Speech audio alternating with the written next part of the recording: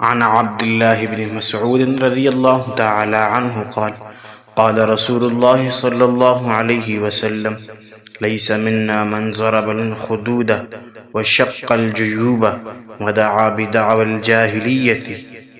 حضرت عبداللہ بن مسعود رضی اللہ تعالی عنہ سے روایت ہے کہ آپ صلی اللہ علیہ وآلہ وسلم نے ارشاد فرمایا، وہ شخص ہم میں سے نہیں ہے جو رخسار کو پیٹے اور گریباں پھاڑے اور جاہلیت کی طرح پکارے، یعنی رونے کے وقت ایسے الفاظ کہے جو واویلا اور نوحہ کے طرز پر ہوں، وہ شرعاً جائز نہیں۔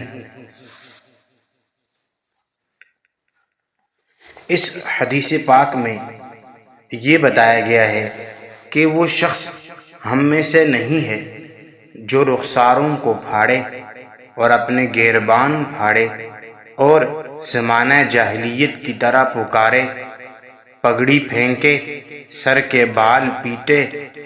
سر پیٹے، بال نوچے اور روئے چلائے، سر کے بال منڈوائے، یہ سب ممنوع چیزیں ہیں۔ مصیبت کے وقت ہمیں بے صبری کا مظاہرہ نہیں کرنا چاہیے۔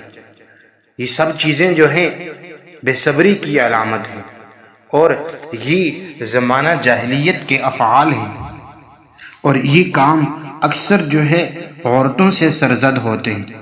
مسلمانوں کو اس سے زیادہ پرہیز کرنا چاہیے۔ اسلام کے اندر یہ چیزیں جائز نہیں ہیں۔ کیوں؟ اس وجہ سے کہ مصیبت جو آتی ہے وہ اللہ تعالیٰ کی طرف سے آتی ہے۔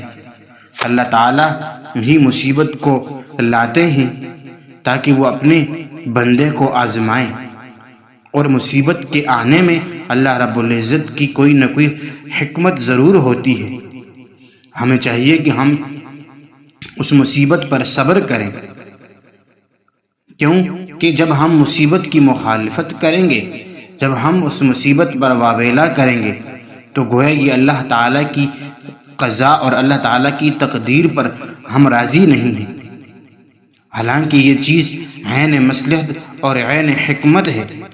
اس لیے اللہ کے نبی صلی اللہ علیہ وآلہ وسلم نے فرمایا کہ جو اللہ کی قضاء پر جزا اور فضا اور اظہار ناراضگی کرتا ہے، وہ ناپسندیدہ اور آپ صلی اللہ علیہ وآلہ وسلم کی سنت کے برخلاف فعل کا مرتکب ہوتا ہے، کیونکہ ایسے شخص کا میلان ان لوگوں کی طرف ہو جاتا ہے جنہیں جب کوئی برائی لاحق ہوتی ہے تو پھر وہ خوب واویلا کرتے ہیں، جزا فضا کرتے ہیں، اپنے گریباں پھاڑتے ہیں، اپنے چہروں کو پیٹتے ہیں، کیونکہ ان کا دل اس زندگی سے جڑا ہوا ہوتا ہے اور وہ اپنے اوپر آنے والی مصیبت پر صبر کرنے پر اللہ سے ثواب اور اس کی رضا کے امیدوار نہیں ہوتے۔